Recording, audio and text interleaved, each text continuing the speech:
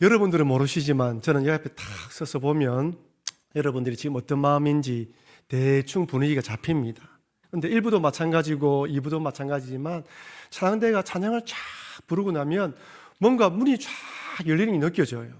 마음이 싹 모아지고 또 하나님께서 참 영으로 임해 주시는구나 느껴집니다. 그러니 하나님께서 나의 마음 만져주신다, 나와 함께 하신다는 마음으로 주님을 바라보시기를 바랍니다. 우리는 지난주에 이어서 오늘 삼손, 다음 주도 삼손에 관해서 살펴보려고 합니다. 가정의 달을 맞이해서 참 믿음의 이 신앙 유산들이 우리 자녀들에게 잘 전해지기를 바라고, 특별히 또 우리 부모님들이 얼만큼 기도를 하며 우리 교회뿐만 아니라 자녀들을 양육한지 모릅니다. 좀 죄송한 표현이지만 우리 젊은 세대의 부모님보다 우리 부모 세대들이, 저희 부모님 세대들이 더 헌신하고 더 참 힘들면서 자녀를 양육한 것 같습니다. 물론 우리 젊은 세대 부모들도 헌신을 하지만 지금 가만히 생각해보면 눈물과 기도로 자녀들을 양육한 것이죠. 그래서 우리 모든 자녀들도 믿음으로 잘 살아가야 되는데 오늘 삼손을 보면 좀 그렇지 못한 것 같습니다. 여러분 어떻습니까? 여러분들이 존경하고 좋아하는 성경 인물들은 누구입니까? 많이 있죠. 근데 그분들의 공통점이 무엇일까요? 한결같이 끝까지 남은 생애 동안 주님께 헌신된 자로 살았다는 것입니다. 아브라함, 모세, 다윗, 사도 바울 같은 위대한 성경 인물들은 마지막까지 하나님께 쓰임받았습니다. 네, 여러분, 또 어떤 성경 인물들은요, 처음에는 믿음이 좋았는데 나중에 그렇지 못한 사람도 많아요. 우리가 수요기도회 때마다 지금 사무엘상을 살펴보면서 사울 왕에 대해서 계속해서 다윗과 연관해 살펴보고 있습니다. 사울이 처음에 왕이 될 때는 어땠습니까? 겸손했습니다. 왕을 세우려고 하니까 숨어요. 나는 그럴 인물이 못 된다고. 왕이 되기 전에 영이 충만해서 선지자들 중에 한 명처럼 찬양을 하고 그랬습니다. 그런데 왕이 되고 난 뒤부터 하나님의 말씀에 순종하지 않고 불안에 떨고 또 자기 이름을 내리고 기념비를 세웁니다. 나중에는 하나님 영이 떠나고 블레셋과의 전쟁에서 어떻게 합니까? 엔돌의 무당을 찾아가요. 하나님을 섬기던 하나님 영이 임재했던 사람이 하나님 영이 떠나고 무당을 찾아가 도움을 구하다가 결국 전쟁에서 사망하게 됩니다. 처음에는 믿음을 가지고 그 영이 충만했지만 그러지 못한 것이죠. 디모데전서에 나오는 후메네오와 알렉산더는 어떻습니까? 믿음에 파선했다고 이야기를 해요. 파선했다는 말이 무엇이죠? 배가 침몰했다는 것입니다. 믿음의 경로를 따라가다 침몰한 것이죠. 사도 바울이 디모데전서를 쓴 이후에 이들이 회개를 했는지 우리는 알지 못합니다. 우리 주변에도 함께 신앙생활을 했지만 끝까지 믿음의 길을 걸어가지 못한 사람들도 많이 있습니다. 처음에는 정말 대단한 믿음이야, 저렇게 열심히 신앙생활을 하는구나. 근데 시간이 지나면서 점점점 냉소주의 신앙, 불평, 불만, 비난, 그러다 나중에는 교회도 오지 않고 신앙을 떨어져 나간 그런 사람도 있습니다. 물론 아직까지 주님이 오시지 않았고 생이 끝나지 않았기 때문에 언제 끝날지 모르지만 돌아올 수도 있습니다. 하지만 그 시간들이 안타까운 시간인 것이죠. 그러니 여러분, 믿음을 가지는 것도 중요하지만 그 바른 믿음으로 끝까지 완주하는 것은 더 중요합니다. 믿음을 가지는 것도 쉽지 않지만 믿음을 가지고 그 믿음으로 달려가는 건 더 중요하다는 거예요. 그래서 우리는 늘 성령 안에서 주님께 기도하면서 우리의 믿음을 돌아봐야 합니다. 오늘 우리는 삼손을 통해서 지난주에 그렇게 은혜 가운데 태어난 삼손이 오늘 어떻게 믿음을 잃어버린지 보면서 어떻게 믿음을 지켜나갈 수 있는지 한번 살펴보려고 합니다. 지난주에 살펴보았듯이 이스라엘 백성들이 여호와의 목전에서 악을 행한 대가로 블레셋에서 40년 동안 압제를 당했습니다. 지배를 받은 것이죠. 여러분, 40년은 짧은 시간이 아닙니다. 이스라엘의 정체성을 정말 잃어버릴 만한 시간입니다. 그런데 하나님은 이런 이스라엘 백성을 불쌍히 여기셔서 마노아의 가정에 삼손이 태어나게 합니다. 마노아가 기도합니다. 하나님, 어떻게 이 자녀를 키울까요? 하나님 말씀을 주시고 아마 이 마노아는 삼손을 그렇게 키웠을 것입니다. 얼마나 믿음으로 키웠을까요? 작은 태양이란 이름의 뜻을 가진 이 삼손을 사사로 하나님이 나신인으로 세우기 원한다는 것을 보고 그렇게 키웠을 것입니다. 우리 부모님들 가운데에서도 우리 자녀가 태어날 때 어릴 때부터 얼마나 믿음으로 잘 양육했습니까? 정말 믿음의 자녀가 되기 위해서 기도하고 또 그렇게 양육합니다. 기도하는 법, 밥 먹기 전에 기도하는 법, 그리고 자기 전에도 기도하고 기도하며 재웁니다. 성경을 읽도록 가르칩니다. 아마 마노아 부모도 이 삼손을 그렇게 키웠을 것입니다. 13장을 보면요, 하나님이 삼손을 통해서 얼마나 기도하고 있는지 신앙의 유망주, 믿음의 기대주예요. 하나님이 다른 어떤 사사보다 이 삼손에 대해서 더 많은 관심을 가지고 있다는 것은 성경의 장수에도 보면 많이 나와 있습니다. 하나님이 큰 기대를 했습니다. 여러분, 자막은 나오지 않지만요, 여러분 성경에 사사기 13장 25절 한번 보십시오. 소라와 에스다올 사이 마하네단에서 여호와의 영이 누구를? 삼손을 움직였더니 있어요. 그러니까 사사기 13장 마지막은 뭔가 모르게 이제 하나님이 삼손을 통하여 큰 역사를 이룰 것이라는 기대를 품어줍니다. 그런데 14장, 15장 읽어보면 실망이 가득해요. 이런 삼손이 어떻게 이렇게 타락할 수 있을까라는 생각이 들 만큼 가슴이 아픕니다. 여러분, 왜 삼손이 그렇게 믿음의 가정에서 자랐음에도 불구하고, 기도하는 부모님 밑에 자랐음에도 불구하고 이렇게 신실하지 못했을까요? 왜 이렇게 신실하지 못했을까요? 저는 이 삼손이 무너지는 모습을 보면서 삼손이 이 실수했던, 잘못했던 두 가지를 살펴보면서 어느 날 울기를 원합니다. 첫 번째는 삼손은 자신의 약점을 직시하지 못했어요. 쉽게 생각한 것입니다. 오늘 본문은 이렇게 시작합니다. 사사기 14장 1절 2절 말씀 우리 같이 읽어보겠습니다. 삼손이 딥나에 내려가서 거기서 블레셋 사람의 딸들 중에서 한 여자를 보고 올라와서 자기 부모에게 말하여 이르되 내가 딥나에서 블레셋 사람의 딸들 중에서 한 여자를 보았사오니 이제 그를 맞이하여 내 아내로 삼게 하소서 하매. 여러분, 13장 마지막 절에 여호와 영이 그를 움직이고 난 뒤에 삼손이 어디로 내려갑니까? 딥나로 내려가요. 블레셋 지역으로 내려갑니다. 아, 이제 여호와 영이 임한 삼손이 하나님의 역사를 위해서 사사가 되어 내려가는구나, 우리가 기대하고 있습니다. 근데 내려가서 누구에게 눈이 맞춰졌습니까?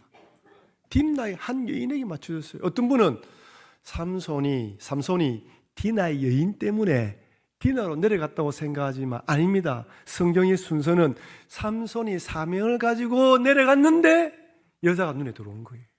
지금 그것을 강조하고 있어요. 어떤 분은 이 삼손이 첫눈에 여자를 반하는 모습을 보면서 야, 삼손이 사랑꾼이구나. 왜? 그 뒤에도 여자 이야기 많이 나오거든요. 가사의 기생 이야기, 드릴라 이야기 나옵니다. 그 여자가 많았어요. 쉽게 푹 빠지는 스타일인 것 같아요. 그러면 성경에서는 삼손이 이렇게 사냥꾼이라고 우리에게 소개하는 것입니까? 아니에요. 우리에게 그는 정욕에 약한 사람이라는 걸 보여주는 것입니다. 여러분, 1절에서 삼손이 한 여인을 보았다라고 기록되어 있는데 사사기 16장에서도 나중에 살펴볼 것입니다. 가사의 한 기생을 보니라고 되어 있어요. 여기 보았다는 단어가 거기도 똑같이 사용되고 있어요. 삼손에는 3명의 여인이 있었다고 했지요. 오늘 딥나의 이 여인 이름도 나오지 않습니다. 가사의 기생 그리고 드릴라입니다. 여러분, 이 여인들이 아름다웠을까요? 못났을까요? 매력적이었을까요? 매력적이지 않았을까요? 삼손은 눈에 정도 약한 사람입니다. 아마 아름다웠을 것 같아요. 첫눈에 반했을 것입니다.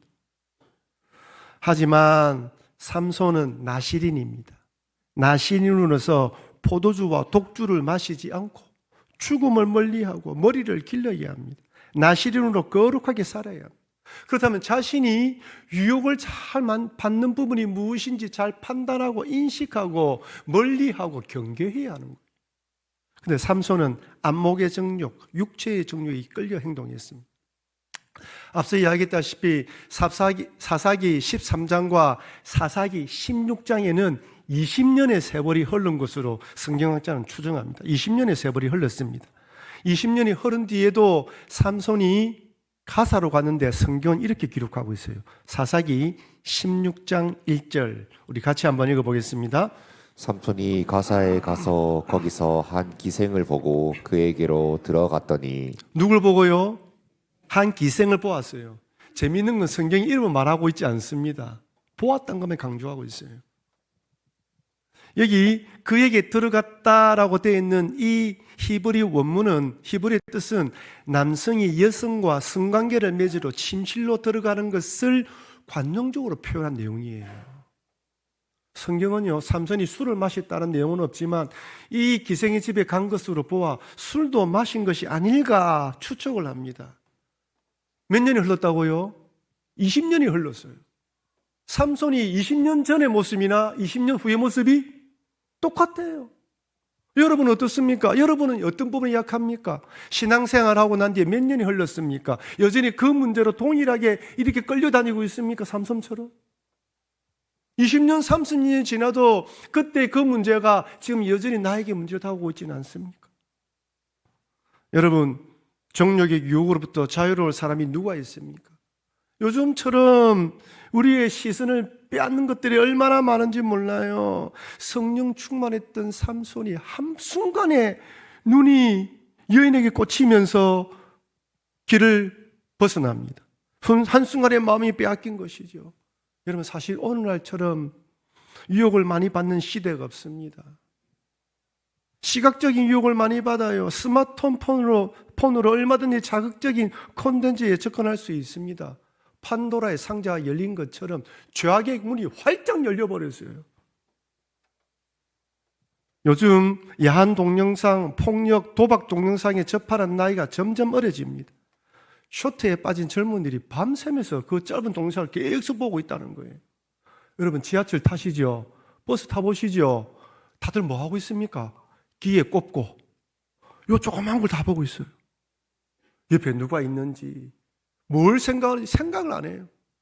모든 사람이 그렇습니다. 아기를 안고 있는 엄마도요, 아기를 안고 있으면 그 아기에게 눈을 맞춰야 되는데 아기를 안고 스마트폰을 보고 있어요. 우리의 눈이 모든 것이 스마트폰을 향해 있습니다. 여러분, 그 스마트폰에 수많은 정보들이 오는데요, 유해한 정보들 많아요. 광고들은 우리의 숨겨진 욕망을 끊임없이 자극합니다. 감추어진 탐욕을 일깨워줍니다. 여러분, 한번 또 어디에 검색 딱 하면 알고리즘이 딱 뜨면서 그에 대한 관련된 것이 자꾸 뜹니다. 그냥 한번 궁금해서 뭔가 싶어 들어가 봤는데 자꾸 보니까 어떻게 됩니까? 혹하는 거예요. 필요 없는 것인데 가지고 싶은 것입니다. 이것만 가지면 성공한 사람 같고 출세한 사람처럼 보여요. 자꾸 포장을 합니다. 자꾸 마음이 빼앗기는 거예요. 쇼핑 중독에 빠진 사람의 이야기를 들은 적이 있습니다. 집에 택배 상자, 뜯지 않는 택배 상자가 가득하다는 거예요. 왜 구매합니까? 하니까 구매하는 재미 때문에 빠져가지고 그 구매하기 클릭 누리는 것에 마음이 좋아서 빠진다는 거예요. 오면 던져놓고 또 클릭한다는 것입니다. 우리의 마음을 다 빼앗습니다. 여러분, 보인다고 가지고 싶다고 다 가져서는 안 됩니다. 세상은 네 마음이 이끄는 대로, 감정이 원하는 대로 행동하라고 하지만 믿음의 사람들은 믿음으로 행동해야 합니다. 이것이 하나님 원하시는 것인지, 하나님 바라시는 것인지 언제든지 우리 자신을 돌아봐야 됩니다. 내가 어디에 약한지, 나는 어디 약점이 많은지 둘러봐야 됩니다. 그것이 일어나지 않도록 경계하지 않으면 안 됩니다. 그리고 유혹받는 장소, 유혹받는 장면들을 멀리하고 보지 말아야 돼요. 도망쳐야 됩니다. 여러분, 약점과 싸워서 이길 수는 없습니다. 유혹과 싸워서 이길 수는 없어요. 멀리해야 됩니다. 요셉을 한번 보십시오. 보디발의 아내가 온몸으로 유혹합니다. 창세기 39장 7절. 그 후에 그의 주인의 아내가 요셉에게 눈짓하다. 여기 눈짓이 무엇입니까? 추파를 보내는 것입니다. 동침하기를 원해요. 10절에는 이렇게 되어 있습니다. 여인이 날마다 요셉에게 청하였으나 요셉이 듣지 아니하여 동침하지 아니할 뿐더러 함께 있지도 아니하더라. 끊임없이 여인이 유혹을 합니다. 여러분 한번 생각해 보세요. 그 당시 종에게 여주인은 막강한 권력이에요. 여주인의 사랑을 받는다면 얼마나 많은 혜택이 돌아올지 몰라요. 아마 종들 중에 그것을 알기 때문에 여주인을 유혹하는 종들도 있었을 것입니다. 그런데 요셉은 딱 한 가지, 하나님께 득죄할 수 없다는 마음으로 유혹을 뿌리칩니다. 더 중요한 것은 그 여주인과 함께 있는 시간을 만들지 않았어요. 여러분이 약하는 그 유혹의 장소, 유혹의 환경에서 멀리 도망가셔야 됩니다. 여러분, 똑같은 죄를 짓는다, 반복해서 죄를 짓고 있습니다 라고 이야기하시는 분들 가운데에 그 반복하는 죄 때문에 힘들어하면서 우리가 그 장소를 멀리하고 환경을 멀리하는 것도 노력해야 되는 것입니다. 요셉은 여주인이 유혹을 하자 옷을 집어던지고 도망쳤습니다. 그런데 여러분, 삼손은 어떻습니까? 유혹당하고 죄를 짓는 장소를 찾아다닙니다. 눈에 보이는 대로 정욕에 이끌린 대로 행동합니다. 결국 세 번째 여인인 드릴라 한번 보십시오. 여러분, 우리가 성경을 읽을 때 드릴라가 삼손의 힘의 정체를 알기 위해서 자꾸 이야기하라고 할 때 우리 어떤 마음 듭니까? 내가 들어도 야, 이 여인이 삼손을 이롭게 하는 것이 아니라 해치려고 하는구나 다 알잖아요. 삼손만 몰라요. 분별력이 다 떨어진 것입니다. 영적인 분별력, 은혜에 대한 게 다 떨어졌어요. 지금 누가 적인지 누가 아군인지를 분별하지 못해요. 완전히 영적으로 바닥된 상태입니다. 성경은 삼손이 어떤 상태에 빠진지를 보여주는 거예요. 그러니 여러분, 삼손이 이렇게 무너지는 모습을 보면서 나도 약점에 언제든지 무너질 수밖에 없는 연약한 존재이다. 아무리 은혜 가운데 살아간다 하더라도 이렇게 환경에 넘어가면 넘어질 수밖에 없기 때문에 죄 짓는 환경, 죄 짓는 상황을 멀리하시고 주님 나는 부족합니다. 나를 도와주십시오 라고 기도하면서 성령 충만하기를 바라시는 여러분과 제가 되길 바랍니다. 약점은 다 있어요. 그것을 이겨내지 못하면 언제든지 무너질 수밖에 없습니다. 두 번째는 무엇입니까? 나실인으로서 정체성을 잃어버렸어요. 나실인으로서 정체성을 중요하게 생각하지 않았습니다. 내가 나실인으로 부름받았다는 귀하게 생각하지 않았어요. 사사기 14장 8절에서 9절에는 이렇게 말씀합니다. 우리 같이 한번 읽어보겠습니다. 얼마 후에 삼손이 그 여자를 맞이하려고 다시 가다가 돌이켜 그 사자의 주검을 본즉 사자의 몸에 벌떼와 꿀이 있는지라 손으로 그 꿀을 떠서 걸어갔으며 먹고 그의 부모에게 이르러 그들에게 그것을 들여서 먹게 하였으나 그 꿀을 사자의 몸에서 떠왔다고는 알리지 아니하였더라. 삼손이 딥나의 포도원으로 가다가 사자를 만났는데 얼마나 힘이 센지 맨손으로 사자와 싸워서 이겼어요. 여러분, 보통 장사가 아닌 것입니다. 힘이 대단한 것이죠. 얼마 있지 않아서 그 죽은 사자의 몸에서 꿀을 발견합니다. 여러분, 그 당시 지금도 꿀이 귀중하잖아요. 그 당시도 꿀도 귀한 것입니다. 얼마나 귀한 꿀입니까? 하지만 나시리는 죽음을 만지면 안 돼요. 죽음을 만지면 안 돼요. 아무리 눈에 보기에 좋은 꿀이 있다 하더라도 죽었기 때문에, 죽은 것에 묻혀있기 때문에 따면 안 되는 거예요. 지나가야 됩니다. 삼손은 그런 생각이 없어요. 몸에 좋은 것, 내 좋은 것 취하는 것입니다. 그걸 취하고 난 뒤에 부모에게도 가져다 줘요.